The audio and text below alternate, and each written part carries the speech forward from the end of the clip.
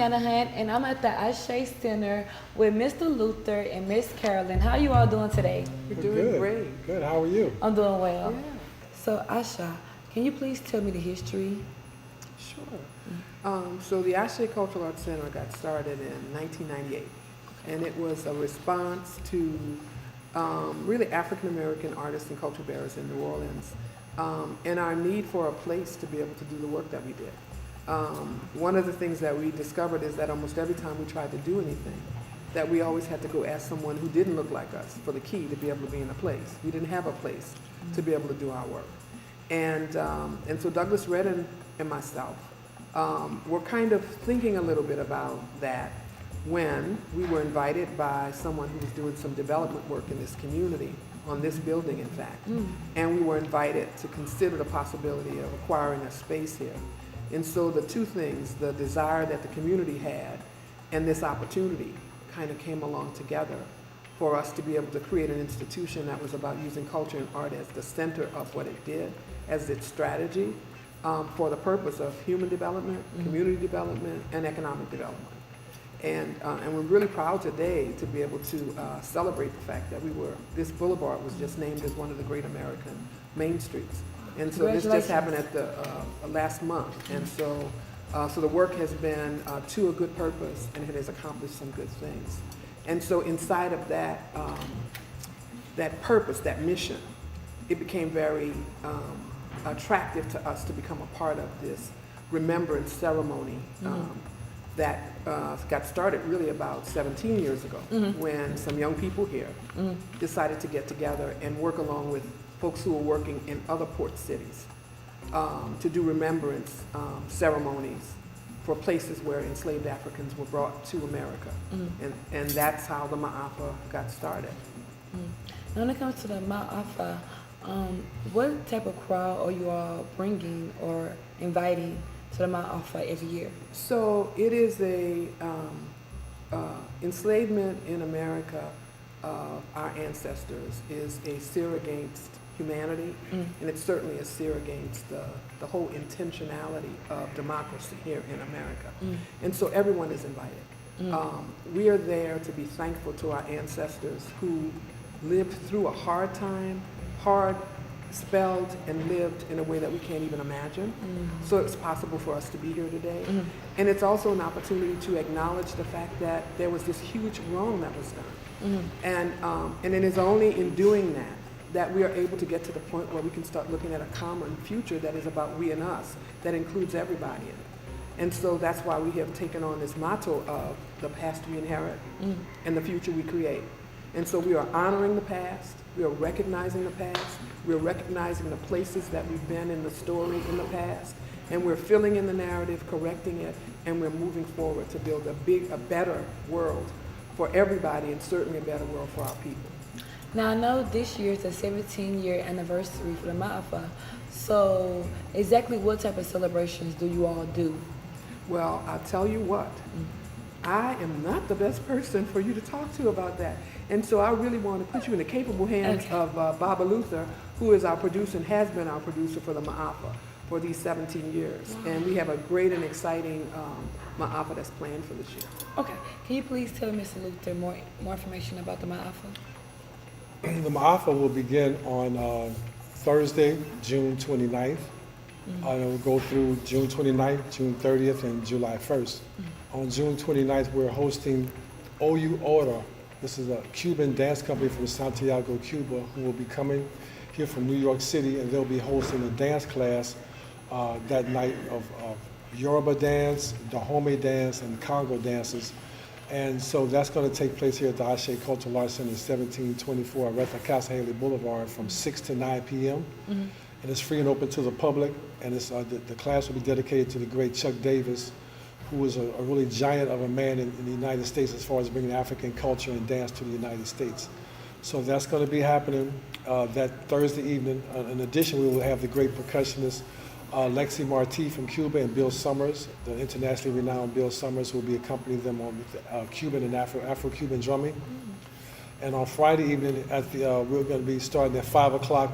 All three of our locations, 1712, 1724, and at the Powerhouse, 1712 Baron Street, we have an exhibit, photo and art exhibit of the Maafa, of local artists who've documented the Maafa, both visually with paints, different mediums, and also photography. So that exhibit will be unveiled at 5 o'clock on Friday, June 30th, from 5 to 7, and at 7 o'clock at the Ashé Powerhouse at 1731 Baron Street.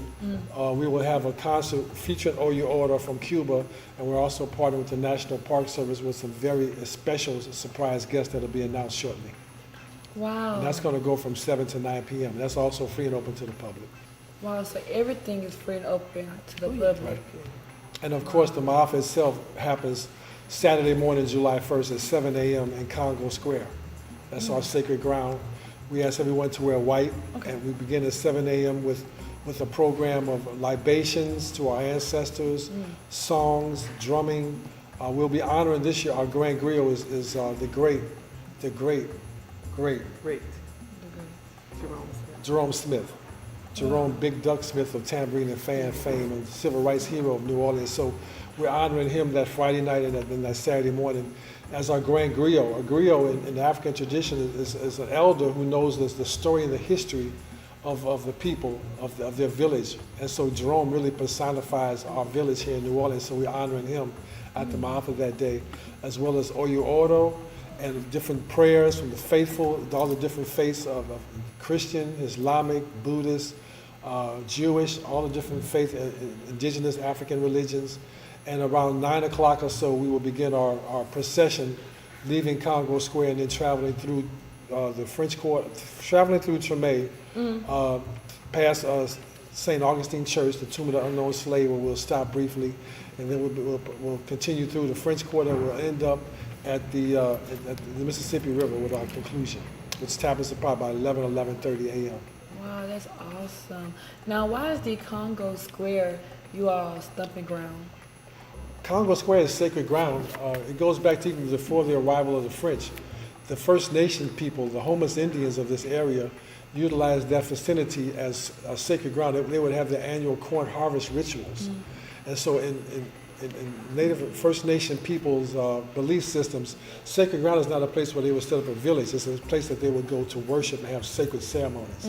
And so, of course, when Africans arrived here in 1719, this is also the place where one of the main places the Africans would gather on Sundays to drum, to dance, to have marketplace, to worship their ancestors, and to communicate with each other.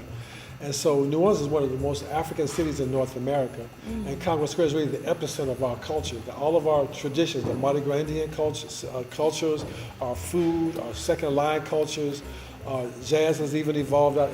All of our cultures really kind of have evolved and it kind of began in Congo Square. So that's why we began there, because it was the place of our ancestral gatherings for the last over 500 years or so. Wow, that's awesome. Now, when I first came here, I seen the little children outside playing on the drums. Do you all try to implement in this institution the things that the ancestors did, and try to lighten it like a fun way to give it to the kids in a brighter way, to show the kids that they are kings and queens? So, like all of our programming is focused on understanding a very central thing about the human existence, and that is the fact that culture is the core element of everybody. And that you're best able to be your best self when you're connected strongly to the culture that you evolved from. And so almost everything that we do here, we are either informing the culture or bearing the culture, or bridging the culture. Because of course everything doesn't stay exactly the way it was, and so there's a process by which we decide to make different styles of culture. Luther just talked a little bit about jazz. Well, jazz was greatly influenced by the African tradition of musicality, right? And so jazz is something. It's the purest art form of America, right?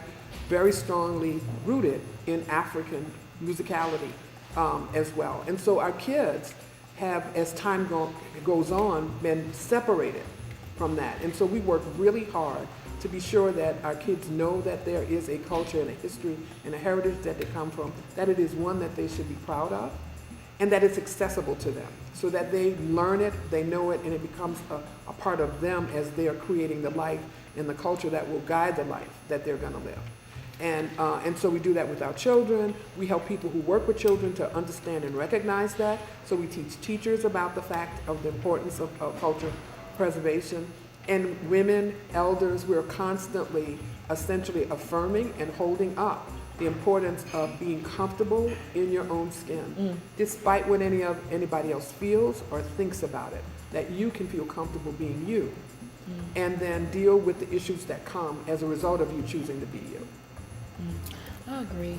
And when it comes to this culture and time and day we're living in, this question I ask for both. Now, I see when I came around the institution, I see a lot of pictures, a lot of art when it comes to the African descent. Now, in my generation, the N-word is very normal phrase that people use. What do you think about this generation using the N-word? I'll let you start, Luther. I think that's a very good question. I think we shouldn't use it. We shouldn't use it as lightly as we do, because what happens is when someone from another race uses it, then we're mad. But we use it amongst ourselves all the time. I like what Kendrick Lamar has kind of do. He's tried to take the word and redefine it, how it has an African root to it. But I think that we should celebrate ourselves as kings and queens and on the highest levels of our humanity, rather than always to try to put ourselves where we're putting each other down. Because I think we have in the United States, with this whole individualistic culture that we have, in Africa it's very communal, it's family, everyone embraces everyone. But when you're in a capitalistic situation like we're in, it's more like I'm just about me, I don't really care that much about you, I'm looking at how I can criticize you more than celebrate you. And I think that's not an African way of looking at life. So I think that we should really spend more time to compliment each other, to see the beauty in each other, and call people by their names, like Tiana. It's a beautiful name. Let's find out our names and call each other by our names, rather than to just use adjectives to describe someone that's out of their name. So that's my take on it. And so I find it interesting you should ask that question. I agree with Luther, it's a very good one. I'm listening right now to a book by Zora Hurston called Their Eyes Are Watching God. It's one of my favorite books, and I had never had it read to me. And so Ruby Dee is the narrator, which makes it a whole nother thing to be hearing her do that. And inside of it, you get to hear what we call the dozens going on. And you get to appreciate the fact that the dozens was really a code language. It was a way to be appreciating of you without letting other people know that I was. And so I talked in double talk. So I would say that you looked bad when I was really trying to say you was looking great, or that I was interested in you, etc. And so this kind of code switch happened. And so that's a part of our history. That word, however, was not part of what we did with each other. This was a way in which others were trying to put us down. You know, and I'm very much about reclaiming things and making things new and creating culture and that kind of thing. I am not so sure that a weapon of destruction, of spirit destruction, of minimizing, etc., can ever be moved to a place where it can wind up being something that is good for us, right? And so I believe in freedom, and so people have the right to be able to say and do what they will. I would entreat folks to decide that we don't want to belittle each other, that we don't want to make each other feel small, that we don't have to speak doubly anymore about how we care about each other, that we can just say that you're beautiful and you look great. We don't have to try to package it in something that's not so powerful, because we don't live in those circumstances anymore. And I do think that part of the healing work that has to happen as a result of our lineage having to go through this horrific experience called enslavement calls us to be able to create more opportunities for us to be warm and loving with each other, because God knows we have had enough of times and places where we could not be loving and warm with each other. We deserve that as much as anybody else does. And I see the language of coolness and chillness and swagger as being a language that doesn't do that sufficiently. Now, I have studied abroad in Beijing, China, and I was living in China for about 4 months. A lot of my friends were from Africa and different places in Europe. Now, my friends from Africa, I can tell it was like a gap between us. And I think it was a gap culturally because I'm a Black American and they were born and raised in Africa. When it comes to the children, I know most of the students here are Black Americans and they may have some that's other descents. But when it comes to the Black American children, how can you tell them to really, I guess, to get along or be open to other cultures as far as Africans? Because it is a big difference. I'm sure you all can tell if you all, I know you all have dealt with Africans versus Black Americans. Well, we've been to Africa as well. Yeah, we've been, Right. yeah. So, yeah. So I think that there's the word is a diaspora. We're all members of an African diaspora. And I'm not quite sure how you define the diaspora word, but it means that all humanity began in Southern Africa. All humanity on the whole planet. And so now the diaspora of Africa is not only on the continent, the second largest continent on earth, but it's also through the Caribbean, through North America, through Europe, through every point, Asia. every place on Yeah. the planet. Probably maybe Antarctica, if it wasn't so cold, we'd be down there too. I know. So I think that we all have to look at together how we can all pull together all of our resources, especially in this 21st century where you see other nations, you see the European common markets and you see NATO, you see all these other organizations in Asia. Well, it's time for the African diaspora to come together as well, because then we share the technology and the things we know in the United States with all our resources that are in Africa. And so I think it's more important for us to, like you say, to learn different languages, to travel abroad like you have, and to bring bring our whole diaspora together. I agree. Yeah, and I totally agree with, with Luther. And I think that the difference is the experience that our lineage went through, which is different than someone who is coming directly from the motherland or coming from the Caribbean or from some of the other places where we populate, right? Yes, ma'am. And so that is a difference that's observable, not necessarily bad, just different. And part of what makes it better is the more that African Americans know about their history, which connects them to Africans. Yes. And so part of what got taken from us was an ability to be able to appreciate our connectedness to the motherland. There was a very direct and intentional way in which the diminishment of African in every format was undertaken. And in many instances, it has taken over generations for people to be able to cozy back up to their foundational culture. And so it's work that still needs to be done, and that we are definitely in a period of time now where the notion of us being people of color, people of African descent, really combines us with the majority of the people who are here in America. The majority of people in America are people, are becoming people who are people of color. Today, when you look at the population of babies being born, we are already a majority. And somewhere in the 2020s, it's going to become an actual adult majority as well. And so the world is there. It's there in terms of who it is that populates it, who it is that are the people who are pulling levers and are making decisions, and that we really can't live in an I-me world. An I-me world does not work. We are we-us people. And if we don't believe that, all we have to do is to look at the master plan. The human experience begins with conception, and from our conception, we are connected to our mothers. So we've never been intended to be alone. That being social and being connected is something that is as much in our DNA as anything else is. The fact that we aren't and the extent to which we aren't is the devices of people who have intentionally worked against that natural tendency. And you see lots of uprisings because people are getting that. They're getting that they're supposed to get better and more than they're getting. So the matter of people not knowing who are the people that they come from and not appreciating that is something that's becoming less and less and less of an issue. Okay. And part of our work as Ashé Cultural Arts Center, our name comes from the people of West Africa. It comes from the Yoruba people, and it means to make things happen. It's like when you say a prayer at the end and you say to God, it's in your hands now. So let it be done, right? And so that's what our intention is to be in the world, really helping people to understand, not to judge them, but just to get with them and understand. It doesn't matter whether you want to be different than where you started. You always do it better if you're rooted in where it is that you got started and that you own it. This is my last question to both of you. So with the Ashé Center, what is your mission when it comes to the community of New Orleans?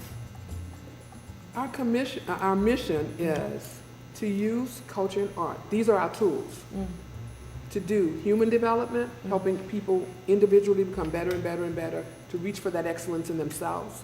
Community development, for people to be working together to accomplish the same thing, and for economic development, because we know in America that you're not able to do very much if you don't have access to resources. Thank you. Thank you. Thank you. Yeah, great talking to you. Nice Thank talking to you. you. Yeah.